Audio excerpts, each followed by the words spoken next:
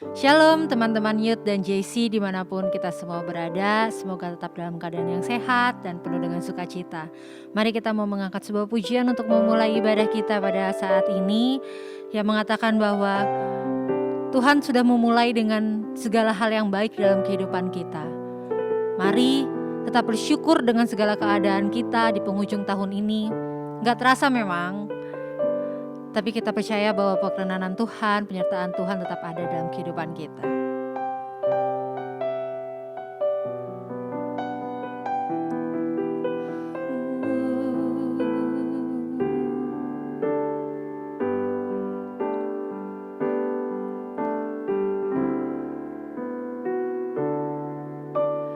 Yesus, Kau telah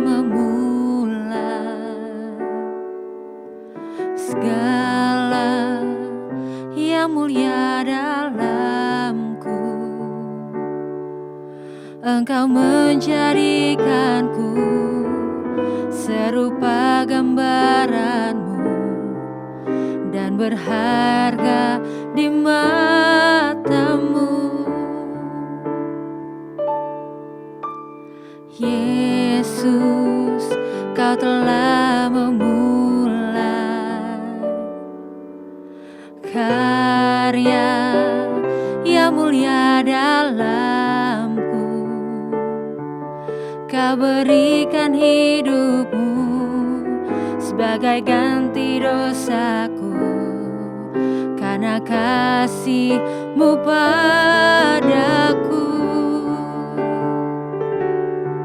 Sekarang ku memuji-Mu, Allah yang setia, yang tak pernah meninggalkan perbuatan tangan-Mu. Sekarang ku menyembah-Mu, Allah yang mulia, sempurnakan segenap hidupku agar indah bagi-Mu. Kau yang telah memulainya, Tuhan. Yesus, Kau telah karya yang mulia dalamku. Engkau menjadikanku serupa gambaran-Mu dan berharga di mata-Mu. Yesus, Kau telah karya yang mulia dalamku. Kau berikan hidup-Mu sebagai ganti dosaku, karena kasih-Mu padaku. Sekarang ku memuji-Mu, Allah yang setia, yang tak pernah meninggalkan perbuatan tangan-Mu. Sekarang ku menyembah-Mu, Allah yang mulia, sempurnakan segenap hidupku agar indah bagi-Mu.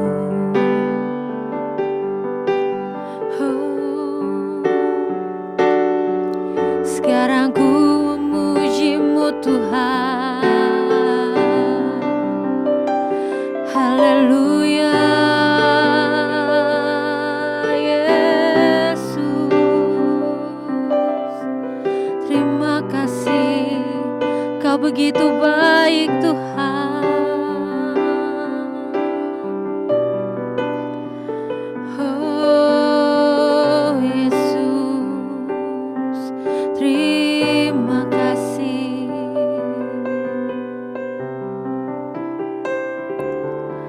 Sekarang ku memuji-Mu, Allah yang setia, yang tak pernah meninggalkan perbuatan tangan-Mu. Sekarang ku menyembah-Mu, Allah yang mulia, sempurnakan segenap hidupku agar indah bagi-Mu, agar indah bagi-Mu, agar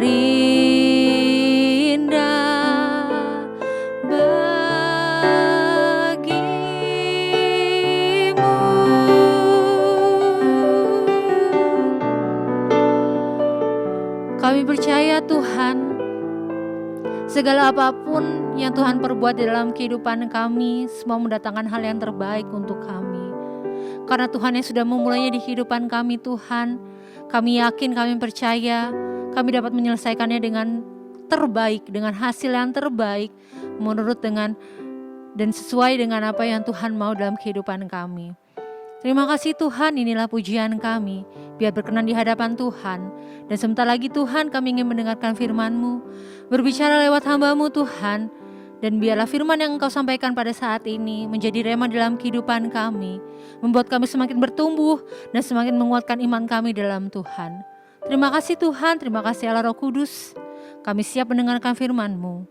Hanya dalam nama Tuhan Yesus Kristus, kami sudah berdoa dan mengucap syukur. Haleluya. Amin.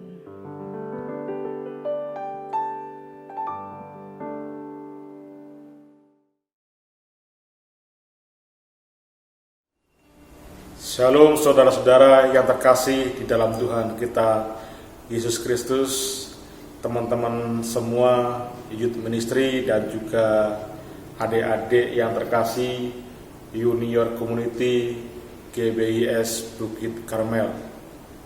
Apa kabarnya hari ini? Saya berharap teman-teman semua dimanapun berada selalu dalam keadaan sehat, kuat, dan selalu dalam penyertaan Tuhan. Amin. Pertama-tama saya mengucapkan terima kasih atas kesempatan yang diberikan kepada saya, sehingga pada malam hari ini saya berkesempatan untuk menyampaikan firman Tuhan. Dan kiranya firman Tuhan pada malam hari ini boleh menjadi berkat bagi kita semua. Amin.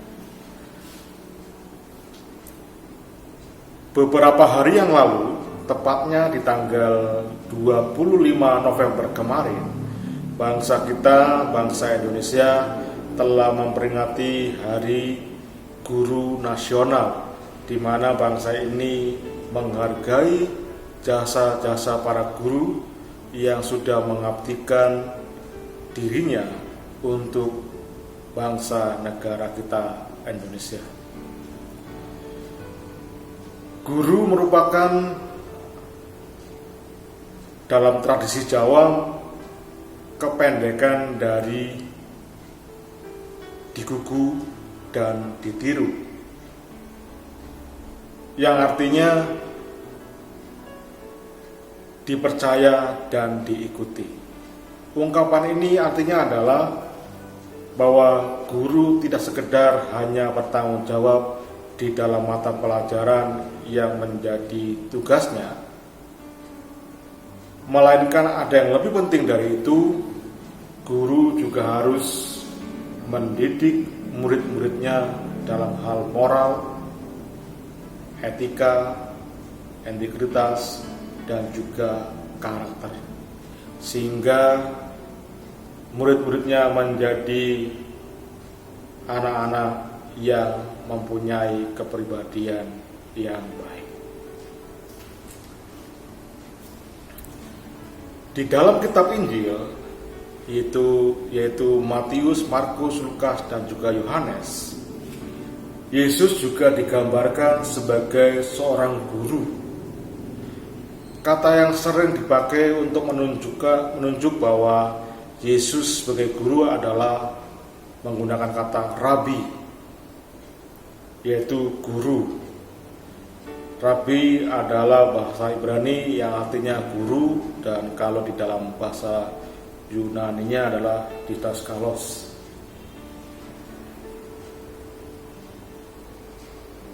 Dan Yesus juga menyebut dirinya di dalam Matius 23 ayat yang ke-8 dan juga Markus 14 ayat yang ke-14. Yesus juga mengatakan bahwa dirinya adalah seorang guru.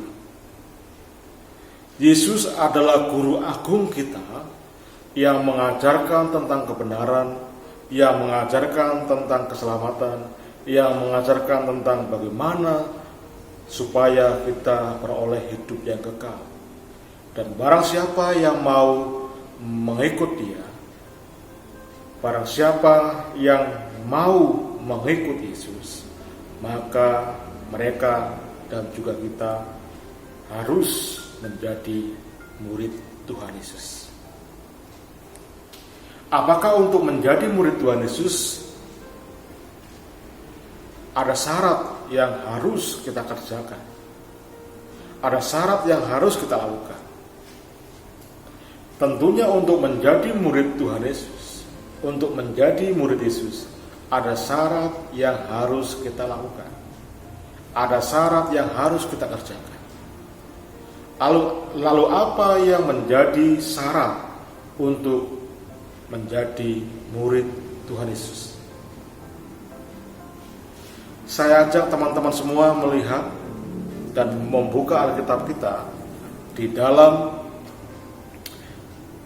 Lukas 14 ayat yang ke-26.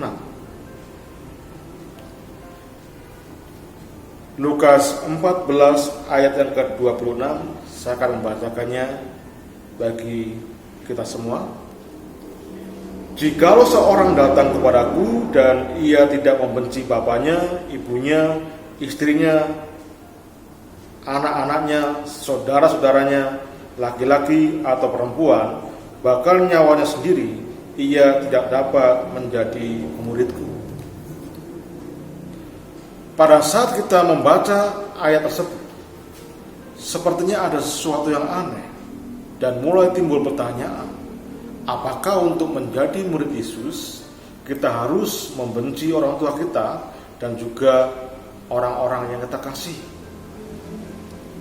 Maksud pemahaman ayat tersebut, kalimat kata membenci tidak dimaksudkan secara harfiah. Di dalam terjemahan bahasa Indonesia masa kini, ayat tersebut mengatakan demikian. Kalau orang datang kepadaku tetapi lebih mengasihi ibunya, bapaknya, istrinya, anak-anaknya, dan juga saudaranya, bahkan nyawanya sendiri, ia tidak layak disebut sebagai murid Tuhan Yesus.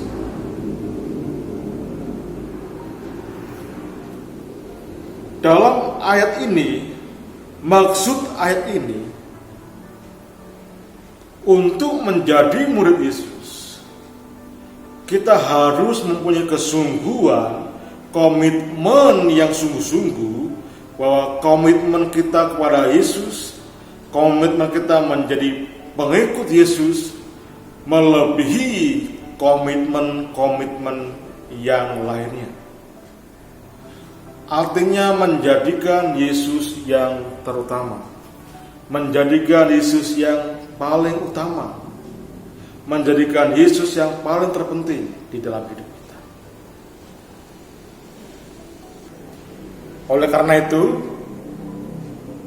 syarat yang pertama untuk menjadi murid Tuhan Yesus adalah, saya mengajak teman-teman semuanya untuk memperhatikan, melihat di dalam Lukas 9 ayat yang ke-23.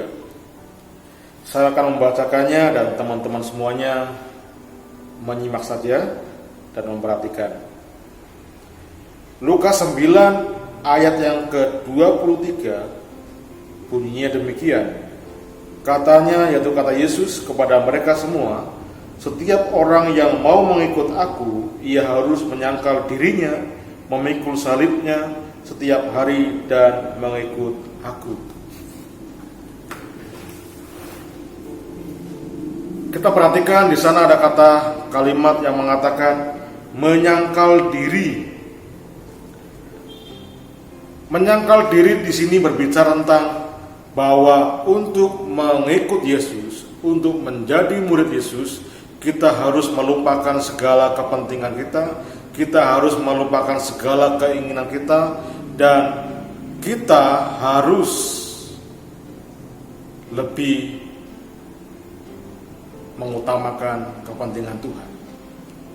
Jadi syarat yang pertama untuk menjadi murid Tuhan Yesus adalah kita harus menaklukkan segala keinginan kita,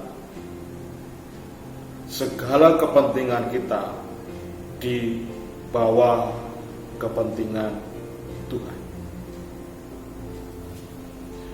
Artinya segala apapun Tuhan yang pertama, Tuhan yang utama dalam hidup kita. Berbicara mengenai segala keinginan kita adalah berbicara mengenai segala sesuatu yang menyenangkan bagi tubuh kita, yang menyenangkan bagi diri kita sendiri. Di dalam Galatia 5 ayat yang ke-19, di sana tertulis segala keinginan-keinginan daging, keinginan-keinginan yang menyenangkan diri kita sendiri. Di sana ada percabulan, ada iri hati, ada cemburu, ada dengki, perseteruan, kemarahan.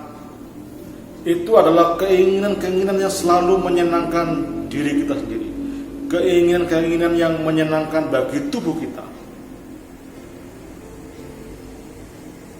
Dan keinginan-keinginan itu harus kita tundukkan, harus kita tundukkan di bawah keinginan Tuhan.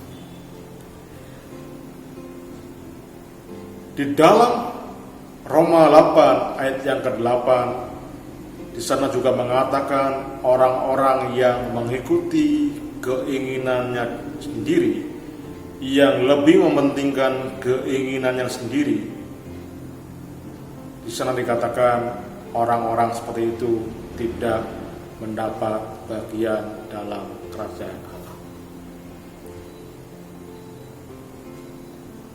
Karena itu kita harus menundukkan segala keinginan diri kita di bawah keinginan Tuhan kita, Tuhan Yesus. Keinginan Tuhan adalah supaya kita menjadi pribadi-pribadi yang menyenangkan hati Tuhan. Dengan hidup kita, dengan perbuatan kita, dengan segala yang ada pada kita, semuanya untuk menyenangkan hati Tuhan. Syarat kedua untuk menjadi murid Tuhan Yesus, saya mengajak teman-teman semua melihat di dalam Lukas 22 ayat yang ke-42. Ayat ini berbunyi demikian, "Ya Bapakku, jikalau engkau mau, ambillah cawan ini daripadaku, tetapi bukanlah kehendakku, melainkan kehendak-Mu lah yang terjadi." Ayat ini adalah percakapan antara Tuhan Yesus dengan Bapa di surga pada saat Tuhan Yesus sedang berdoa di Taman Getsemani, yaitu menjelang Tuhan Yesus ditangkap dan hendak disalibkan. Tuhan Yesus berdoa, berkomunikasi dengan Bapa di surga, dan mengutarakan apa yang menjadi isi hatinya, keinginannya. Tuhan Yesus mengatakan kalau boleh penderitaan ini tidak menimpa dirinya, kalau boleh Tuhan Yesus tidak mengalami penderitaan. Itu yang menjadi keinginan Tuhan Yesus. Namun di kalimat berikutnya Tuhan Yesus menyerahkan diri sepenuhnya kepada Bapa di surga, sehingga segala yang terjadi itu bukan atas kemauannya sendiri atau keinginan diri Tuhan Yesus, tetapi biarlah itu terjadi atas kehendak Bapa di surga, atas kemauan Bapa di surga. Di kalimat berikutnya di sana dikatakan, tetapi bukanlah kehendakku, melainkan kehendakmu lah yang terjadi. Jadi Tuhan Yesus menyerahkan diri sepenuhnya kepada Bapa di surga, biarlah semua itu terjadi atas kehendak Bapa di surga, atas kemauan Bapa di surga.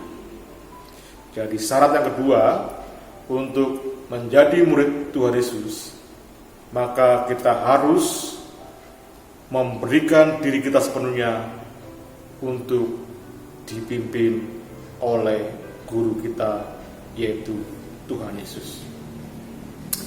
Syarat yang kedua untuk menjadi murid Tuhan Yesus, kita harus memberi diri kita sepenuhnya untuk dipimpin oleh guru kita, Tuhan Yesus.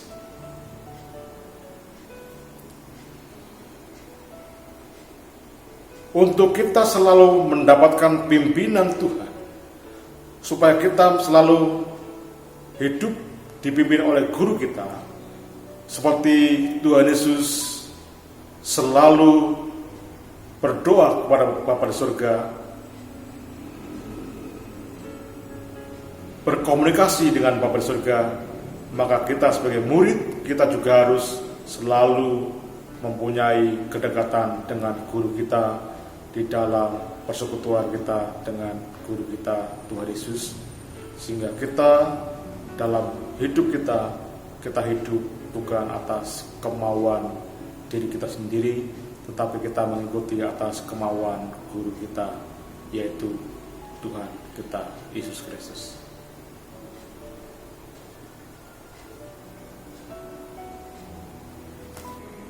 Dan syarat yang ketiga untuk menjadi murid Tuhan Yesus, saya mengajak teman-teman semua melihat di dalam Lukas 18 ayat yang ke-22. Ayat ini berbunyi demikian, mendengar itu Yesus berkata kepadanya, masih tinggal satu hal lagi yang harus kau lakukan, jualah segala yang kau miliki dan bagi-bagikanlah itu kepada orang-orang miskin, maka engkau akan beroleh harta di surga. Kemudian datanglah kemari dan ikutlah aku. Ayat ini adalah percakapan antara Tuhan Yesus dengan seorang pemuda yang kaya raya, seorang tokoh agama yang menanyakan tentang bagaimana caranya supaya memperoleh hidup yang kekal.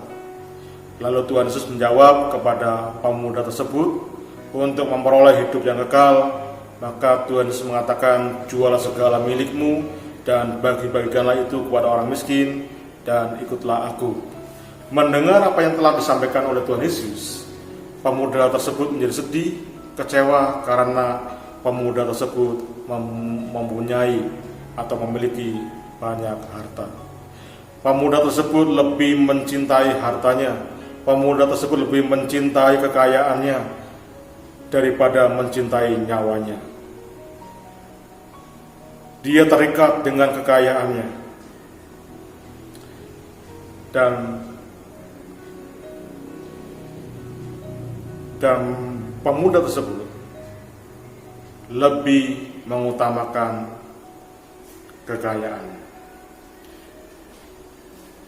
Jadi pemahaman ayat tersebut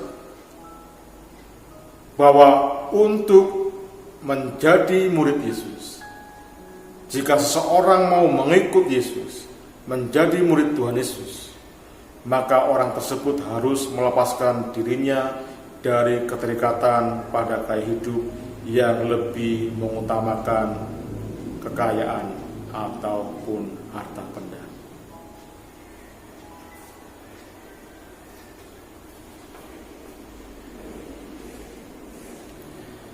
Jadi untuk menjadi murid Tuhan Yesus, orang tersebut harus melepaskan dirinya dari keterikatan gaya hidup yang lebih mengutamakan kekayaan ataupun harta bendanya.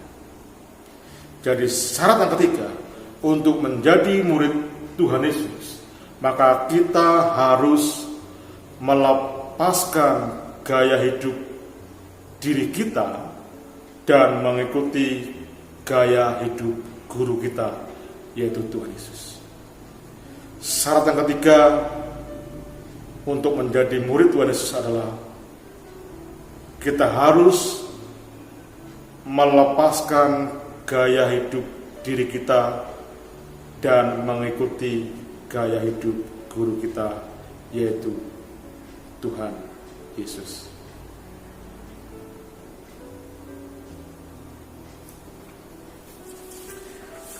Itulah syarat-syarat untuk menjadi murid Tuhan Yesus. Pertanyaannya adalah, apakah kita sanggup, apakah kita mampu menjalankan semua syarat-syarat untuk menjadi murid Tuhan Yesus?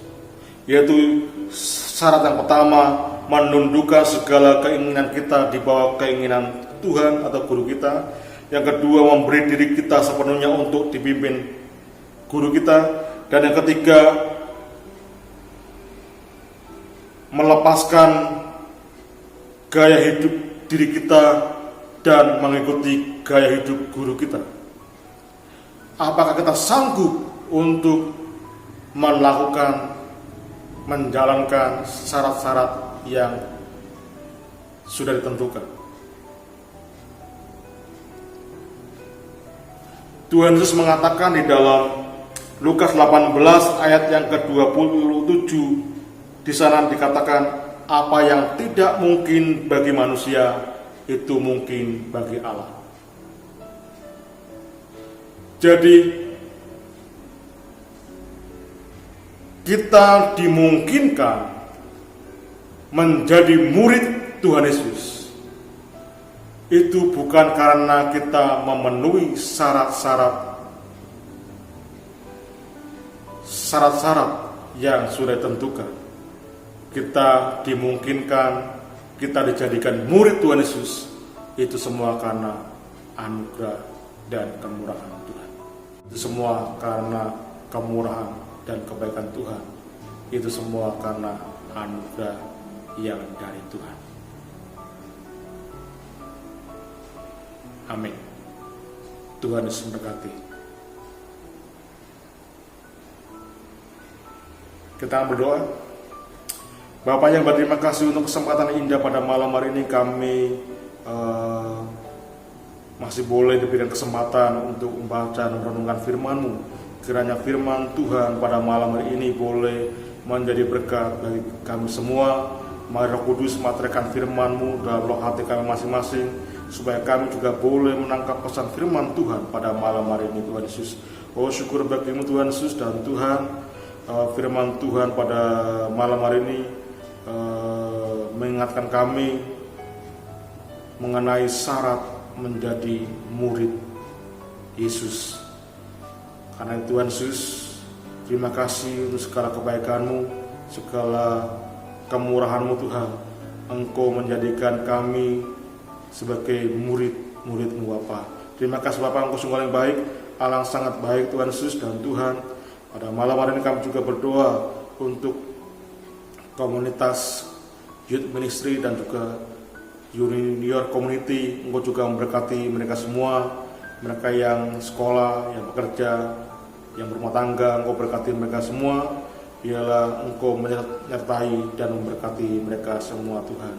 Terima kasih Bapa. Dan Tuhan, kami juga berdoa untuk gereja lokal tempat ini. Engkau juga memberkati Bapak Gembala dan Ibu Gembala kami, dan juga hamba-hamba Tuhan. Hamba-hamba Tuhan kami Tuhan, Engkau juga memberkati. Engkau selalu memberikan kekuatan, kesehatan dari Engkau Bapa. Terima kasih Tuhan Yesus. Dan Tuhan, kami juga berdoa buat seluruh jemaat Tuhan GBIS Bukit Karmel. Engkau juga memberkati. Engkau memberikan kekuatan, kesehatan bagi mereka semua Tuhan. Terima kasih Tuhan Yesus. Dan Tuhan, kami juga berdoa buat Bangsa negara Indonesia kami cintai dalam tangan kuasa-Mu. Engkau memberkati bangsa ini Tuhan. Dijauhkan kiranya bangsa ini dari segala penyakit, virus, aksi-aksi kejahatan. Terima kasih Engkau tutup bungkus bangsa ini dengan kuasa darah-Mu Tuhan. Kami percaya Engkau mengasihi dan memberkati bangsa ini Bapa. Terima kasih Bapa, Engkau sungguh yang baik, Allah sangat baik, dan Tuhan Yesus, kami serahkan semua ini dalam tangan kuasa-Mu, dan Engkau juga memberkati setiap orang-orang yang melihat, menonton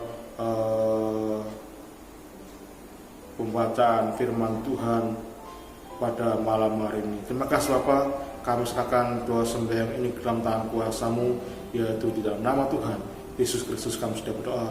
Haleluya. Amin. Terima kasih dan Tuhan Yesus memberkati kita semua. Amin.